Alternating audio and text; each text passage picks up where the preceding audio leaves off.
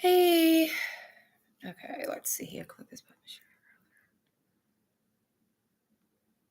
Okay, just trying to get better lighting, but of course, I'm using my computer or my little laptop here, and it just doesn't do well with it just doesn't do well with the light, and it's not too bright. It's really not. The sun's not even really out. It's kind of cloudy, but it doesn't do well with with the lighting, with the picture quality, image quality. Let me go ahead and get this shared. A moment here.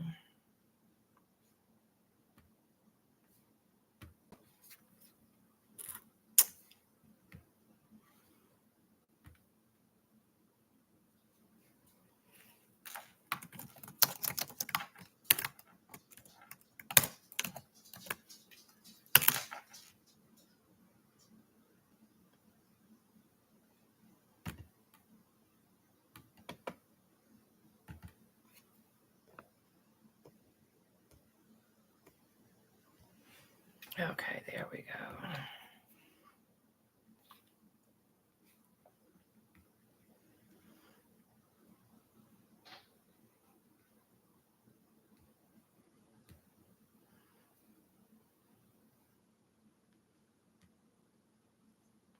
One moment. I'm trying to get this posted on my Divine Downloads and Perspectives page.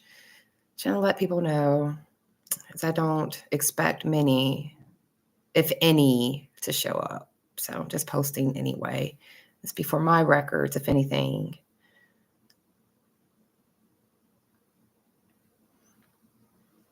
And it just says just posting. It's just going round and round and round in a circle. My internet here at home has been acting kind of weird. I had to turn the Wi-Fi off on my cell phone and use the cell towers instead in order to even get back on Facebook.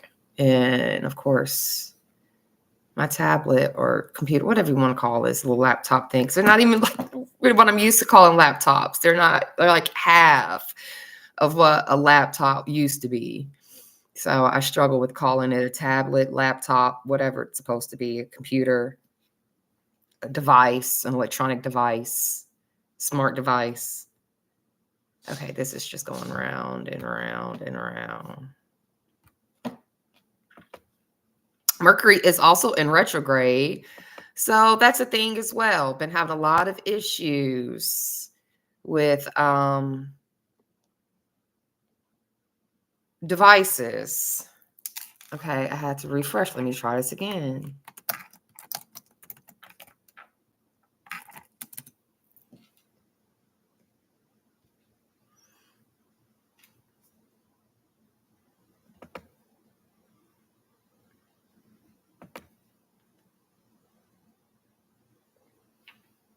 It just keeps going round and round and round.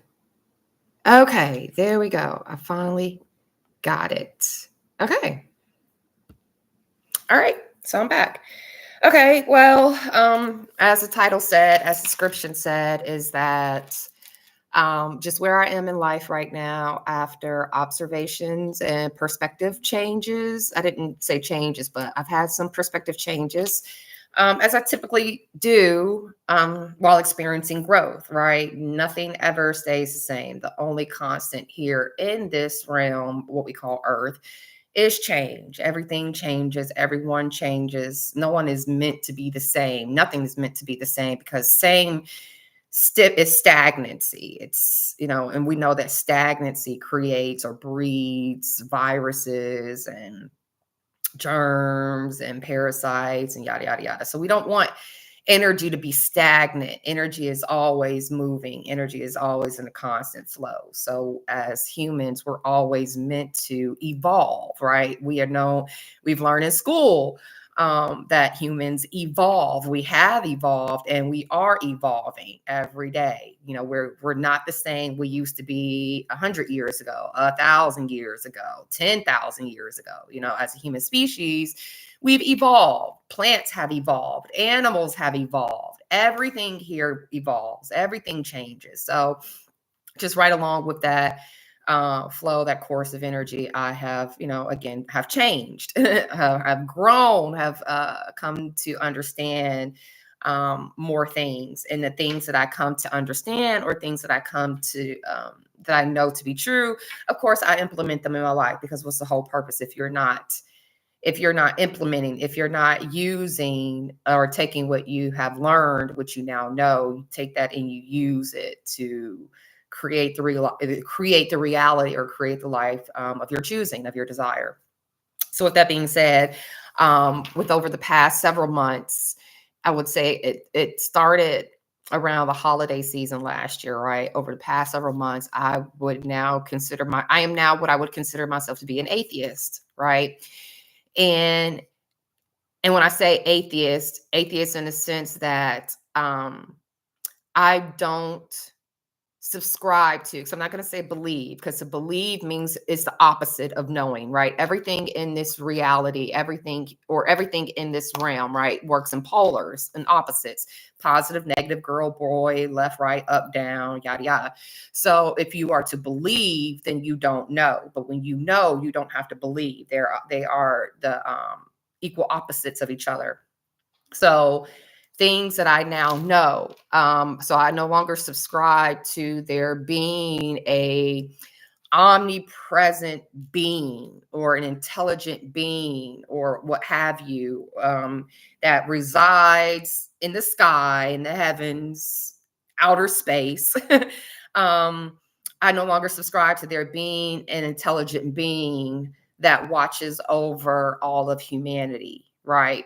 Because religion, it's solely religion that teaches us that there is this omnipresent being, a male figure, right, that sits up in the clouds, in the sky, and he observes everything that you do.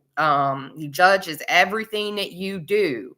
And one day when you die, you will be judged for all that you did, and will then suffer eternal hell, right? I don't subscribe to that. I don't subscribe to there being a son that was born of immaculate conception, meaning that the woman got pregnant without the male sperm, conceived from the Holy Spirit, okay, and then gave birth to a human being, right? And then that human being then is crucified, and then dies for 3 days, and then raises up from the dead, and then ascends up to the sky. Clothes, flesh, bone, hair, everything ascends, just disappears into the sky. I don't subscribe to that at all anymore. And the reason being is, when we say it all the time, right? As above, so below; as within, so without. These are like the main basis for everything here, into understanding how everything in this realm operates, right? And we all say that, oh, we're all one. We're all one with the plants. We're all one with the animals. We're all one with each other. We all came from the same source. We're all one, unity. If that's so, with that being so, then everything operates exactly the same. There is no exclusion. You know what I'm saying? It's like saying that the way that humans reproduce is totally different from a way that an animal reproduces, or the way that plants reproduce. But we don't see that, right? We see that it takes a male and a female human to create a child. It takes a male and a female animal to create another animal. It even takes a male and a female plant to create another plant, or fruits or vegetables or what have you, right? To even produce, it takes both a male and a female, right? So everything that happens within us and to us, we can easily observe outside of us. That is the as within, so without. Everything that happens within, we can also see replicated outside of us. Everything that happens here below on the earth also happens above us in the sky, in the heavens, right? As above, so below. So we don't see people dying for 3 whole days and then resurrecting from the dead and then ascending up, disappearing into the sky. We don't see that. According to religion, that's what happened, right? But it only happened once. It never happened again, ever, ever, ever again in history. We don't ever see it happening today. We don't see it happening in the plants. We don't see it happening in the dogs or cats or animals or what have you. We don't see that ever happening, right? But yet we believe or we follow what's been told to us that, oh, once upon a time this happened and it never happened again and it will never happen again, but it happened. Doesn't make sense, right? Even with there being this omnipresent being that sits above us and judges us, whatever, we that is not replicated in nature, right? Even us as humans observing other animals, like I think we are probably the only species as humans. We are the only species here that feels the need to worship something outside of ourselves or get power to something outside of ourselves. I mean, even looking at animals, we don't see animals building altars and temples or creating statues, or there are animals are capable of doing these things. We're not the only intelligent being here on Earth. Animals are capable of building. We see birds build nests all the time, right? Building and ants build ant mounds. Okay, so they're very much capable of building statues or something to give reverence to. We don't see that. We don't see that. We don't see a herd of cows. How I feel like I'm saying it wrong when I hear myself talk. We don't see a herd of cows all together circled around some bale of hay, let's say a bale of hay. We don't see them all around it mooing simultaneously and swerving and move. We don't see all of that. We only see this amongst humans. It's only humans that build these temples and things and statues and give glory and praise to this piece, this item or building or what have you. It's only humans that do that. It's only humans that want to feel like there is something much bigger than they are or much bigger than we are, to feel like there's a purpose to us being here. Do the moths, and I want to use the moths as an example because it's so funny how I attract certain situations, right? So I currently now have two dead Luna moths in my possession, right? I have a male, which I acquired first, and I have a female. And actually, the male was dead when I found it. I went to go do a delivery for a customer and noticed on their patio that it was perfectly, the tails, everything is still perfectly intact except for the body is not really there anymore. But the tail, everything intact. And I thought it was just so perfect. And I asked the customer, can I have it? Of course. So I brought it home and it's on my Lilith altar. And just a couple of days ago, this past Saturday, was leaving my driveway to go to work and happened to see something under my mailbox, and it was a Luna moth. And I was like, wow, what are the odds? I found another Luna moth. And it's about a year or more later since I found the first one. And I'm like, well, this is weird. This is crazy, right? So I was like, I'm going to keep this one too and put it with my other one. And was riding around and everything, and noticed that it was not dead. It was actually still alive. It was trying its best. The wings are really tattered, torn up, so it couldn't fly. So it was trying its best, like flutter its wings. And it just wasn't taking off. And I'm really squeamish. Okay, bugs are bugs. I know it can't hurt me, but it's still the internal instinct of, oh my gosh, ew, freak out. If it starts flying, I'm going to lose myself and crash this car.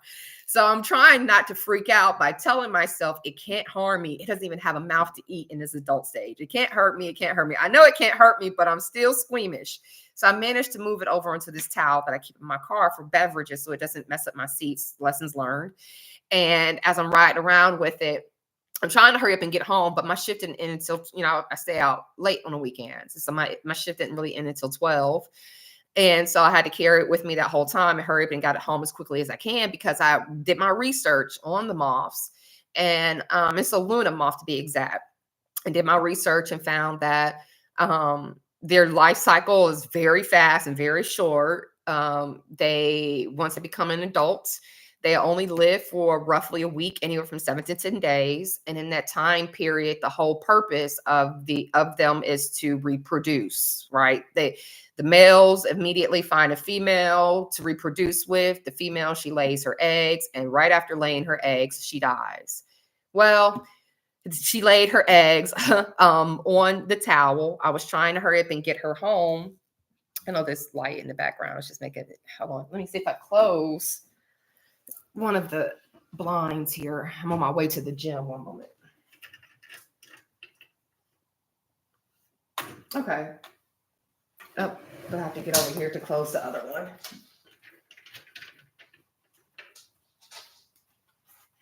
Okay, that's better. Okay, that is better. So, okay. So, as I said, so I was trying to hurry up and get her home so I could put her on my plant so that, I read that they have to lay their eggs on the plant or what have you. It's really preferable for the plant to be one that they consume, that they eat. They eat certain types like birch and sweet gum or what have you. But I didn't have time for that. She had already laid her eggs on the towel by the time I got home. So she was already dying at that point. So, so all through that, what I've learned, and I currently have the eggs right now, they are incubating in a little plastic container, still on the towel because you can't pull them out. They're like stuck on the towel. They become part of the towel. So they're currently incubating until I get caterpillars and then release the caterpillars into the wild, right? So they can start the whole life process over again. They grow, they're silkworms. Luna moths are giant silkworms. And you should see the body on this Luna moth. It's really about this big. It's big, white, and furry.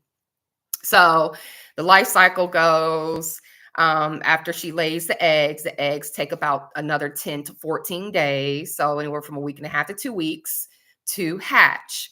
And from there, then they find their food source. They eat as they grow until I didn't research how long is the process, but it's only but a few days. Just every step and a life of a moth only lasts from like anywhere from a week to 2 weeks, and that's it. It's funny, right? So they grow until it's time for their cocoon stage, and they stay in the cocoon for like another week or so, and then they hatch from the cocoon, and then they mate, and then they have their babies. They lay their eggs, and then they die, and it starts all over again, right? This is the cycle, and it's like, what purpose? That's my killer of a dog chihuahua mix. Hush! So it's like, what purpose do moths serve, right? What is their purpose for being here? The only thing they do is reproduce. And once they reproduce, immediately after reproduce, they die. And then it starts all over again. They grow, and then they mate, and they reproduce, and they die. They grow, and they mate, and they reproduce, and they die. It's over and over and over and over. It does not stop. It's a non-ending cycle. And it's the same thing with humans, right? We do the same thing. We mate, we find a counterpart, we produce children, the children grow up, and then they find a counterpart, they mate, and they have children. It's the same thing with the caterpillar or not with the caterpillar, with the moss, right? It's the same exact thing.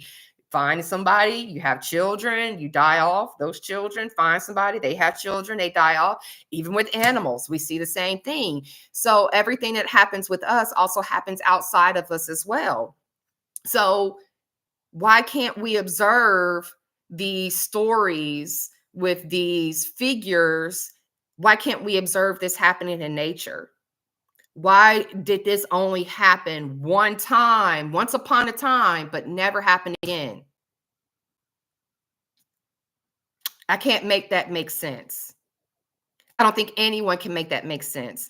It goes right along with fairy tales, believing in a Santa Claus that travels the world overnight,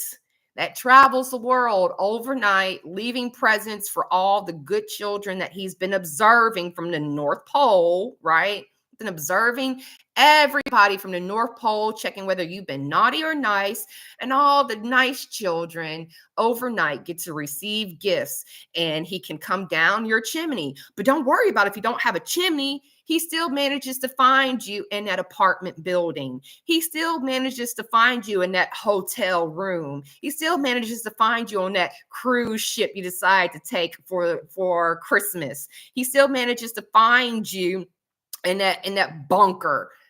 Like, you know what I'm saying? Like, it's this is why fairy tales get a pass. This is why it starts off with children, because it's a program. It's all programming.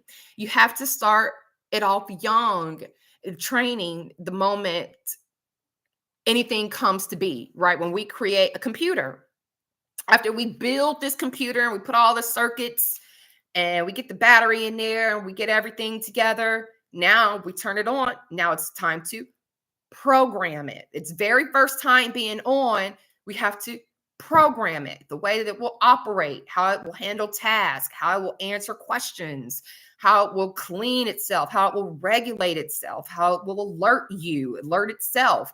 We give it this program. It's the same way with humans. The moment a human is born, we're already, well, this is a girl, this is a boy. You're Christian, you're a Muslim, you're rich, you're poor. And then we start with Santa Claus comes every December 25th if you've been a good little kid. Or the Easter Bunny every Easter during spring will come and leave you Easter eggs, because bunnies lay Easter eggs. Will come and leave you an Easter egg full of candy and everything else that came out of his butt. Or the tooth fairy, every time you lose a tooth out of your mouth, the tooth fairy comes in the middle of the night while you're sleeping and secretly is under your pillow and takes your tooth that you left under this pillow and will leave you a coin or $1 for it.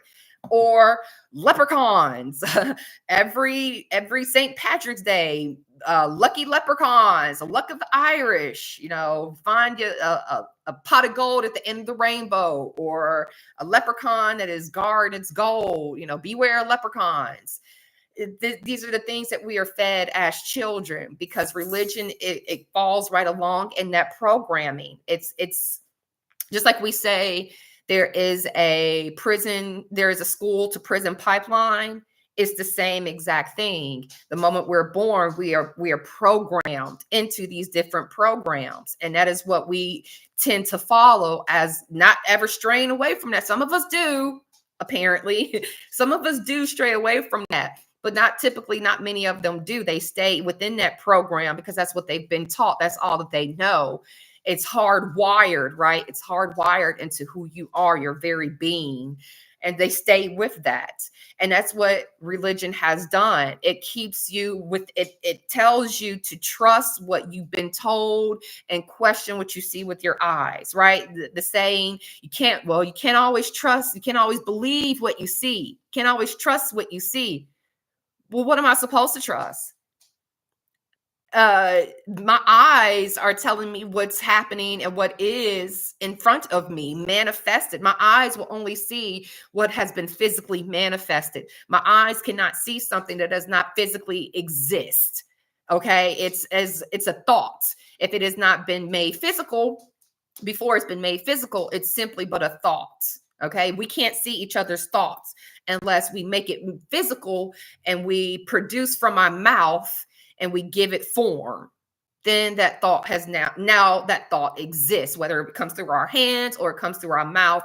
Whatever way we give it form, we make it manifest. So I believe what my eyes see. This is why we can believe in a Santa Claus. This is why we can believe that the earth is a globe, even though we can look up in the sky and see the sun and the moon right here together in a daytime.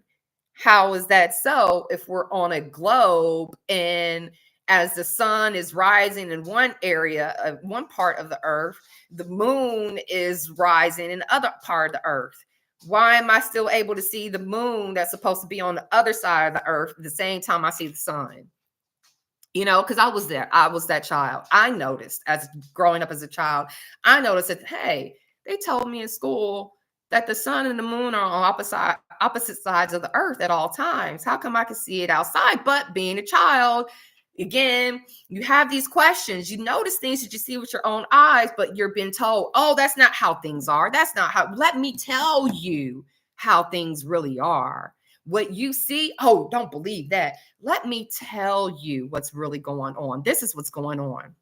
Okay. So that's why we are able, this is why we have these beliefs that we have. This is why we believe that there is a male God in the sky that's judging everybody and everything, that has created all of creation, you know, down to the very last grain of sand. It just does not make any sense because it does not replicate itself in nature whatsoever. What I have transitioned to, which I had never entertained or ever had the thought of before, is the Big Bang Theory. Okay. And it came to me as I refer to them as downloads because they feel like they're thoughts that are not of my own. You know, they just randomly come to me. I could be thinking about what sandwich I'm going to make myself for lunch. And then all of a sudden it's this thought. And it's like, oh my goodness, something just completely made sense. I wasn't even thinking about that whatsoever. I wasn't even around a corner to thinking about that. I'm thinking about making a sandwich. And all of a sudden now I just understood what the Big Bang Theory is. That's literally how it happens. And that's literally kind of how it happened. I'm just driving and it just came to me out of nowhere. And I was like, oh my goodness. Okay, so think about, again, so like I said, everything that happens, we can see it replicated within ourselves or outside of ourselves. So the Big Bang Theory, right? Let's take it to when a woman conceives, right? So the woman has the egg, the male has the sperm. And once the sperm comes in contact with the egg, it seals itself. And there is this kind of explosion, right? That happens, this spark. Let's call it a spark of energy. There's this spark of energy that happens once the sperm comes in contact with the egg.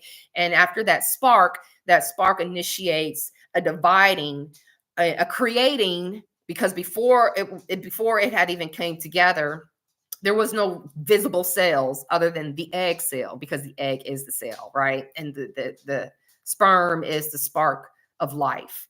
So when that spark of life hits that cell, that egg cell, just like when we give anything, when we stick electricity on anything, right? It jolts, it gives life, it has movement. So that's what happened.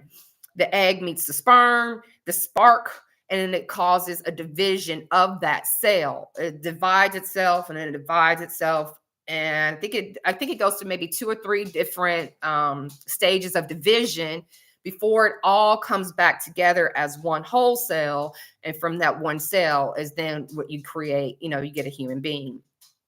So the Big Bang is the same exact thing. There was some type of event that happened by just way of nature. And from that event created I want to say more like an implosion, because when stars die, they implode. Even black holes, right? When black holes pull in all the light, absorb all the light, it goes through a form of imploding on itself. That imploding is the exploding, right? So that's what the Big Bang is. There was an event that took place, an implosion took place. And from that, everything that we see and everything that we know, all created from that. It was a vibration. Okay. And we know that everything here is merely but vibrations. It's energy vibrating, energy that is moving, right? That's what we are, and that's what we see, and that's what created that. This is why we could see everything within everything. This is why we can see plants in ourselves. We can see ourselves in plants. You know how they absorb their water. It looks like veins that we have in our body, right? Even looking at plants, you know, ribbed, they look like they have veins on them, just like we have veins, right? Um, Even animals have hearts, brains, blood, intestines. We have heart, brains, blood, intestines. Even plants could be, said the same, have the same thing. Trees, trees communicate with them to each other through their roots. They have an entire root system. They have an entire community where they are connected, and they communicate, and they even help and feed each other through this root system underground. So they are even, oh, my battery's getting ready to die. Let me see if I can, let me use this charger here.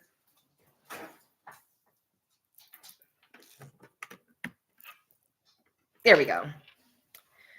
So yeah, they can even communicate and heal each other and so forth through the system. Even so that shows some type of communicating, some type of intelligence, right? In order to think, in order to, some type of an awareness. There we go. That's the word I want to use. That there exists some type of awareness, even amongst trees, that they're able to notice when another tree is not well, another tree is dying or has died, and how to come together to band together for that one tree. They have a whole system. So we see it in everything, even like sacred geometry, right? Sacred geometry is like the hitting point for me, because we can see sacred geometry in every single thing. We even see it in ourselves. For example, some people, I don't have it, but my boys do. Some people will have in the back of their heads, kind of at the top back of their heads, they'll have a spiral there, right? That's where that's where all your energy comes from. That is your crown chakra. But if you notice it, it's always the warmest at that part of your head. Also, your hair is the driest at that part of your head, because there's so much energy that's being pulled in from that part that it kind of fries, that part of your head. So we can see that in water. If we have a pool or tub of water and then you drain the water out, it's going to make that spiral. We see it in lakes. Whatever water with whirlpools, that's the word. Okay, so we see whirlpools, that's what it is. We see the whirlpools in the back of our head, we see the whirlpools in the water, right? Even in fruit, when you cut up in fruit and you look at the fruit, at the heart of the fruit, you can see all kinds of different designs, all different types of shapes. And we see it in everything. You see it in flowers, we can see it in rocks, we see it in animals, the patterns of their fur, how their fur may curl or shape or what have you, even their paws. Oh, hell, even our fingerprints. Our fingerprints are sacred geometry. Some people have a swirl, some people have like half a swirl, and we see this everywhere. Because of this big bang, is just like we say, universe. Uni is one song, one beat, one explosion, implosion is what created everything, that which created all of us.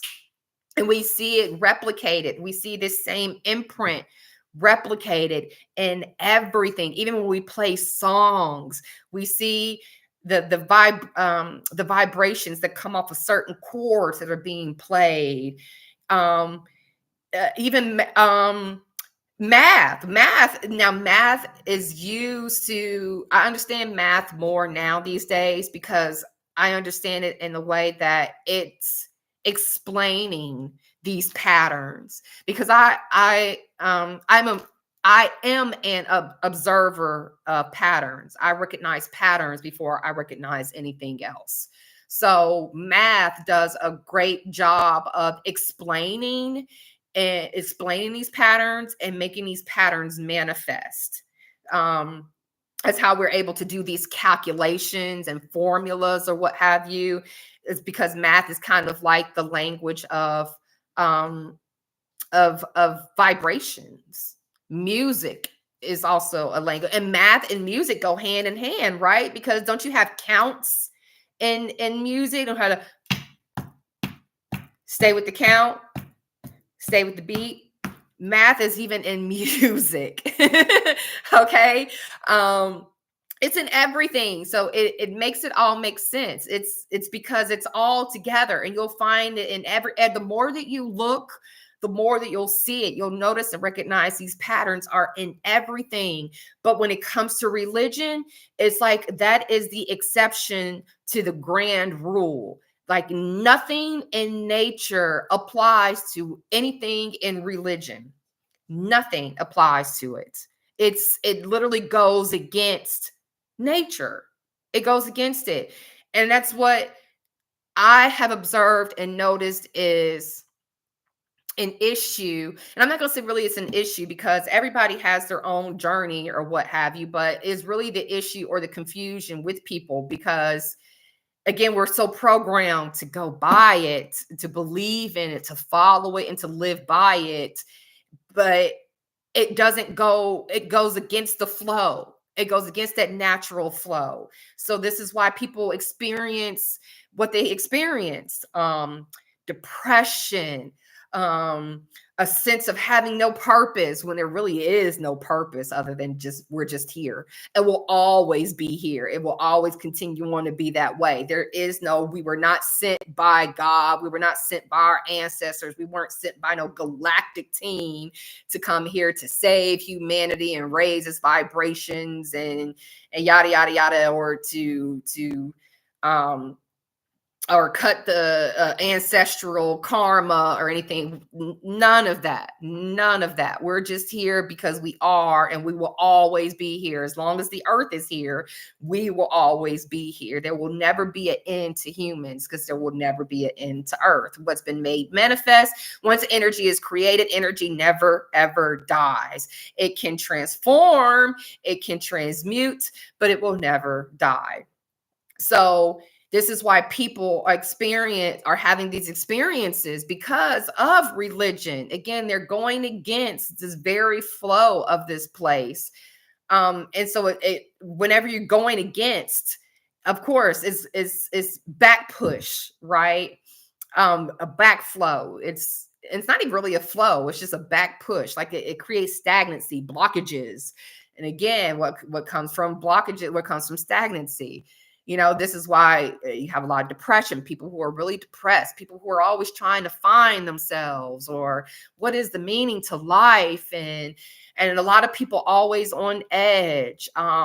Every year, almost every other month now, I'm noticing it's like these predictions of the world is going to end. Jesus is coming back. Even with this, even with this past solar eclipse that we had last Monday, there were really people who thought that that was going to be the day of the rapture, that Jesus was coming back.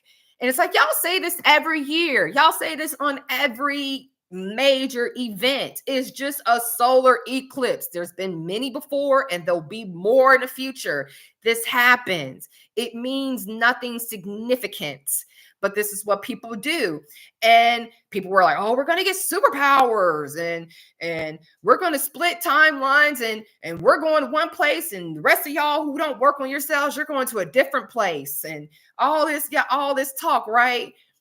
But then the day comes, everything is still the same. Tuesday came, Wednesday came, Thursday came, no Jesus, nobody got superhuman powers, laser eyes, flying off into the sky. Nobody got anything special. It was just another day.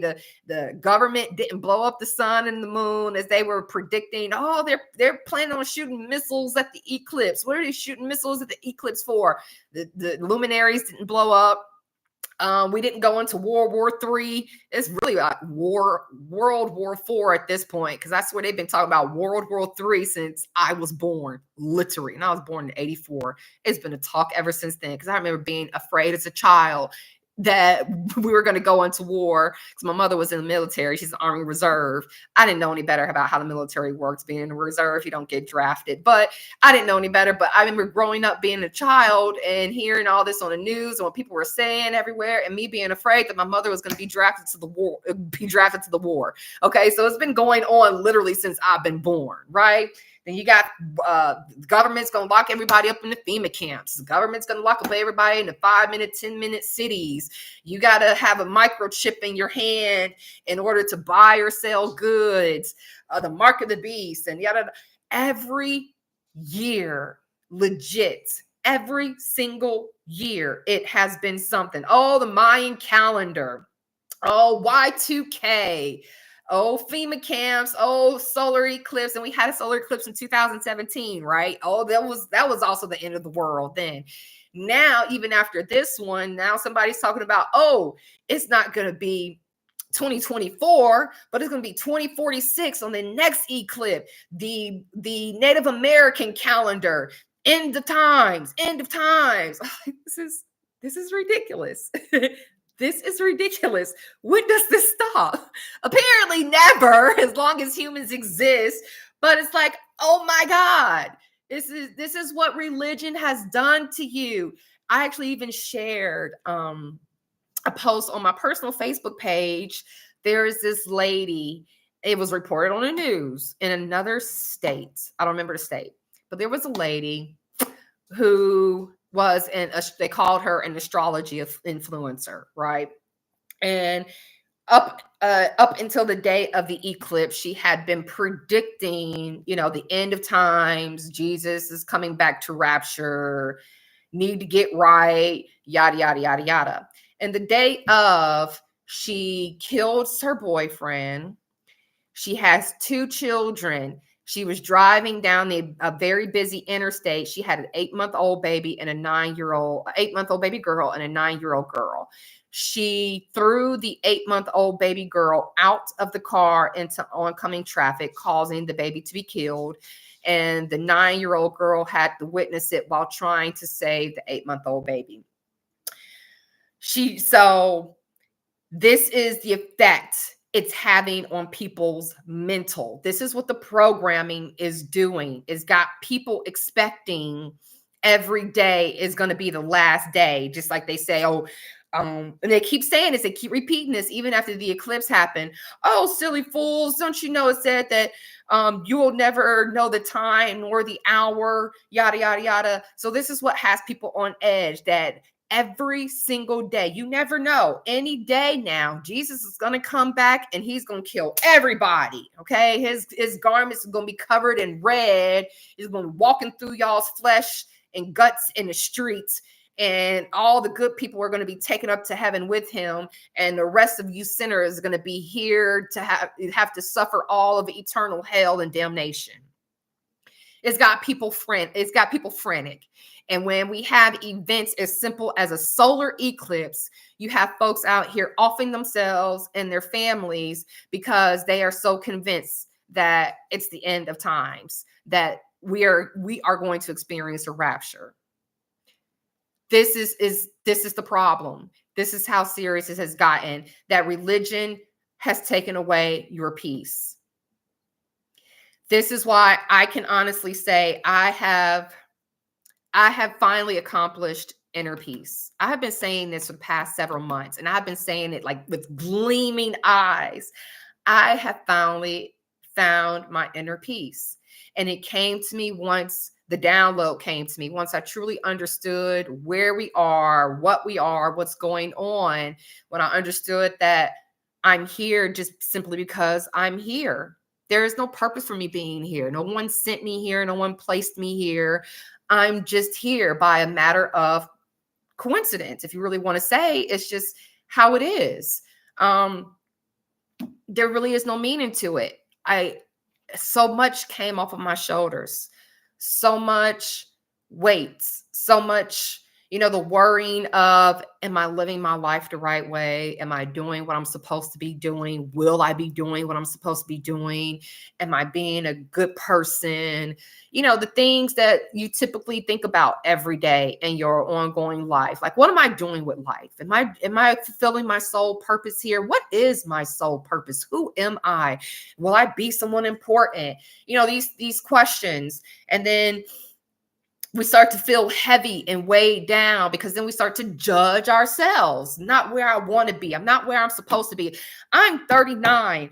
I should be here by now. I should have this. I should have that. I should have accomplished all of this by now. What am I doing with my life? Oh, I'm such a failure. Oh, it took all of that off. The worry of being judged by others. When you're worried about being judged by God, you're also worried about being judged by others, because like the Bible tell you, it's really, it's the people, it's no one's job but God to judge, but the righteous and the godly are able to judge. They call it judging in righteousness, right? So then you have, so now you're worried about being judged by people, because if their judgment is just, then God will also judge you for the same thing. All these worries that we have every day, all of that just melted off. All of it melted off when I understood that all I had to do was just be and enjoy being, though, not being miserable and be, but enjoy in being, enjoy the experience that I'm having. And I truly am. Now, granted, I'm not saying my life is absolutely perfect and every single thing is blissful, but I'm saying that my life is, I love my life. I enjoy the experience that I have. I do have, my moments, some little hiccups here and there, just like anybody else. I didn't get my payment on time, or I forgot a payment and paid late. And so that caused me to have to pay extra money that I didn't necessarily have at the moment. So now I'm down to my last $2 in my account or what have you. I have my hiccups. But at each crossroads that I come to, I automatically know before I even get there that it's going to be okay. Everything is always okay. Everything always works in my favor. Even if I don't realize it in that moment, I will later then realize that that really worked out for me. I'm so glad that it worked out that way, because it turned out better in the end, in my case, for me. So that's how things have been. And everything has been wonderful. When I say I'm literally feel like I'm going with the flow instead of going against the flow, I'm now going with that flow, and everything literally just falls into place. I don't have to do anything. I really don't. All I have to do is just be. Just be, but have fun in it. Enjoy it. Like, I am so in love with life. I am so serious. Like, I have become a whole plant mom. I would take you on a tour and show you all my plant babies. These are only but four of them behind me. I've got one right here in the corner. I've got another one right here. I've got a whole bunch of them in my living room. I've even got mint over there by my sink that's growing. I have a green thumb. I really have a green thumb. I can make things grow. That's so cool. I've learned that about myself. So I have found enjoyment in that. I found enjoyment in nature. I love nature watching. I love to just look at all the beautiful colors that the trees and the plants produce, all the flowers. I love to just observe animals. I do a lot of animal watching. And it's probably because I attract a lot of animals. Like, I see the craziest stuff that I don't think people would ever believe if they weren't around me. Like, just watching coyotes just walking down the street, just casually sitting down and just watching it into the woods. Like, that was so crazy. Or watching foxes around my yard, or the groundhog that was climbing my tree and being attacked by crows, or what else? Or a raccoon crawling a tree. What else have I seen? Turkeys, wild turkeys, just walking down the streets here in Newnan, Georgia. I've seen all kinds of things. Just and I love it. I am just in complete and total awe. That's what I do majority of my time, is just nature watch. Or, especially when I'm driving, I do delivery services. So I get to drive all around my area here, and it's beautiful just looking at all the different flowers. I absolutely love Georgia. Let me tell you, I love Georgia because it's beautiful. It's beautiful to look at and just marvel at. And the people love nature here. And so I love it that much more because they really do preserve the nature here. It's gorgeous. And so I've just found I've found beauty in all these things. I enjoy it. I love it. Every day I get up and the very first thing I think about is what do I have to do today? Whatever, da, da, da, da. And I'm just like, just go to work and come home and do what you want to do, whatever it is you want to do, and be happy in it. And every day I'm happy. There was a point in time I was dealing with heavy depression. I do deal with depression and anxiety, but since having this understanding, I have not had any bouts of depression or anxiety at all. And I'm really very proud of myself and shocked at the same time because situations where I would normally have an anxiety attack, I don't anymore. I don't have the heart palpitations, the sweaty palms, this jittery, like I've got electricity flowing through my body. I don't have this super nervous, queasy feel in my stomach. My mind is racing, and then I immediately get emotional, like it's just tears. Now I can't think because I'm emotional. That's my anxiety. My anxiety goes like that. And even though I have been put in some situations where normally I would have flipped, I'm handling everything with a very, very calm head. And I'm like, wow, this is so different from me. I don't normally feel like this. Normally, right now, I would have flipped it. I would have lost all cool, all control completely, no control over my emotions whatsoever. And it has not been that way. I have not had an episode probably since last fall, I'll say around summer, falls, the last time I've had an anxiety episode, even with depression, because I was heavily depressed all last year. Last year was probably the roughest year for me, emotion wise, because I went through a lot, especially there at the very beginning of the year. I went through some heavy hitters, and it took me a long time to process all of that and to get through it. And it was rough. I didn't have any support. I actually lost the only friends that I had. I lost them. They just gone. Didn't want anything else really to do with me. And so I had to process and deal with everything by myself. And that probably is what helped me, to be honest, is the fact that I was so because I became so isolated is when everything started to come to me and to become more clear, and I was able to process and get through. Hold on, that is my mother. One moment.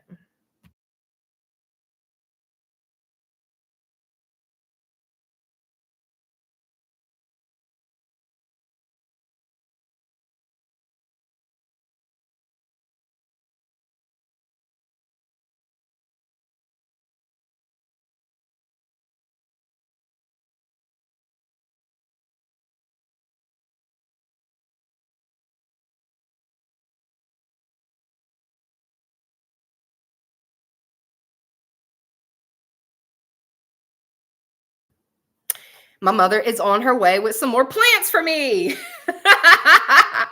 I have for real become a plant lady. People collect cats. I've been collecting plants.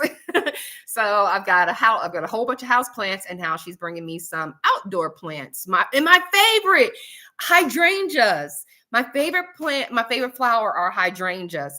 And I bought like 2 hydrangea bushes years ago, back when I was in college, when I lived with my mom, and I planted them in her yard. And over the years, they had gotten so big and beautiful. And I was like, oh my God. But she sold that house and has moved twice since then. So she doesn't have them anymore. And I don't have any. Hydrangeas are extremely expensive. They're like 20 something dollars just for one bush or whatnot. So I never did go and get me any more since then. But her job, working at BJ's or whatnot, they throw a lot of stuff away. And instead of throwing away these plants that can be saved, she'd rather take them.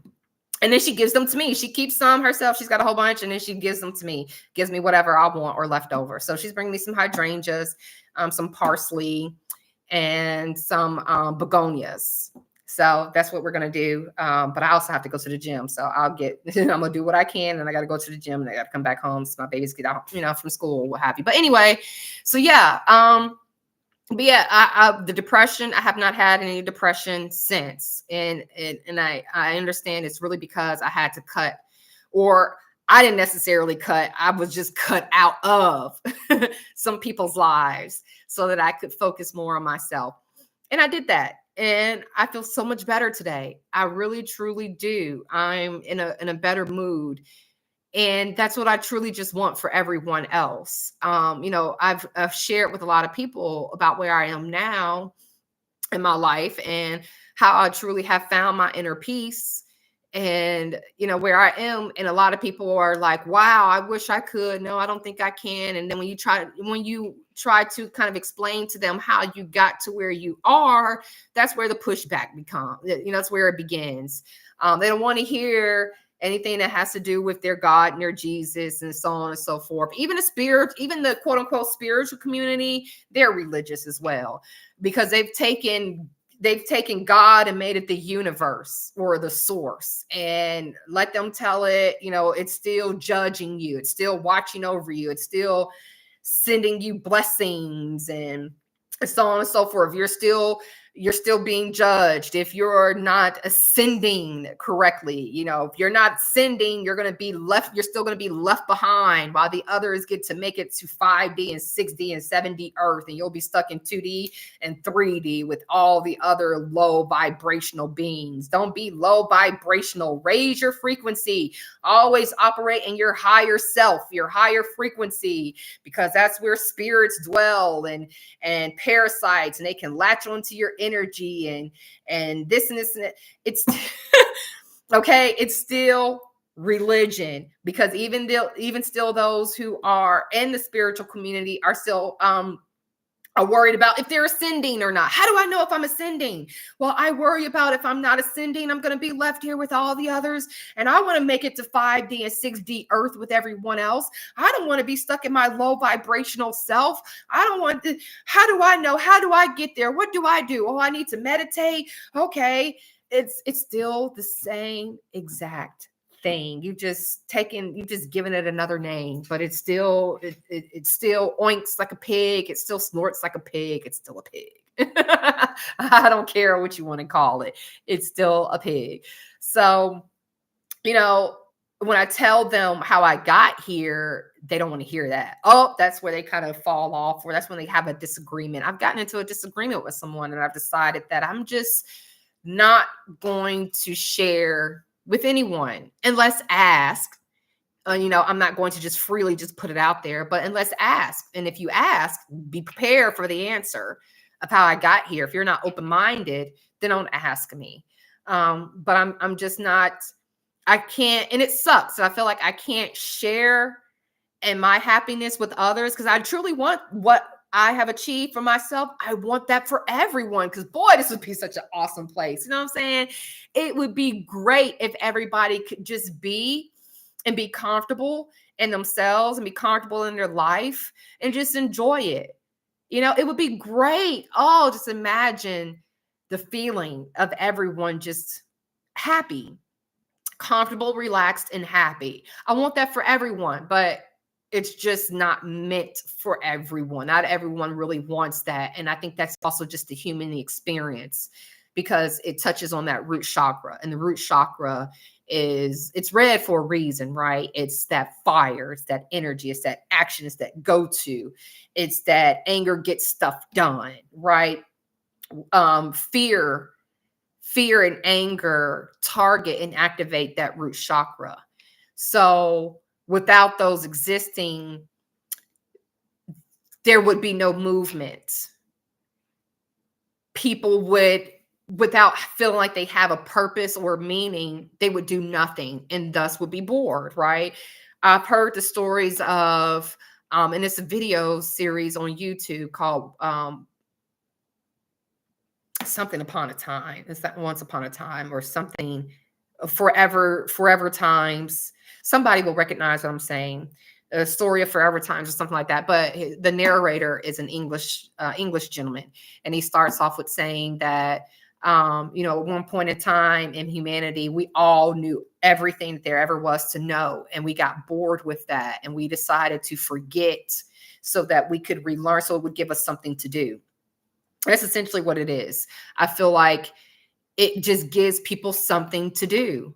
If you knew that your life was like that of a moth, that there was no purpose, that you just replicate yourself and you die and you regenerate, then your offspring replicates itself and it dies and over and over and over, you'd be like, okay, so what do I need to go get a job for? What I need to work for? What I need to have these things for? Why I need to take care of this person? Whatever. Da, da, da. It gives your life purpose. It gives your life meaning. So I get why some people feel the need to kind of live in fear. They can't help it. Essentially, it's kind of like a subconscious. You know how we can subconsciously sabotage ourselves. It's the same. It is a subconscious action that's taking place to give movement something to do. Like if I didn't have children, I probably wouldn't be doing anything. Like my children are my purpose. They are the reason I go to work every day, because I know that I have, bills to pay. I have to have a roof, provide a roof. I have to provide food. I have to provide all the essentials that's needed for them to grow up into their own adulthood. So without having those children, I don't have a purpose for going out and working and doing all other than simply because I want to. Outside of a want, there is no need. You know what I'm saying? That's where that root chakra comes in. It gives that need, that reason for doing all of that. It pushes you to do it, energizes you to do it. And that's why fear is pushed so heavily as it is every day. You turn on the news, all the news does is fear propaganda. It just pushes fear all day, every day. That's why it exists. People have to be, there are some people who have to be afraid of something in order to do something.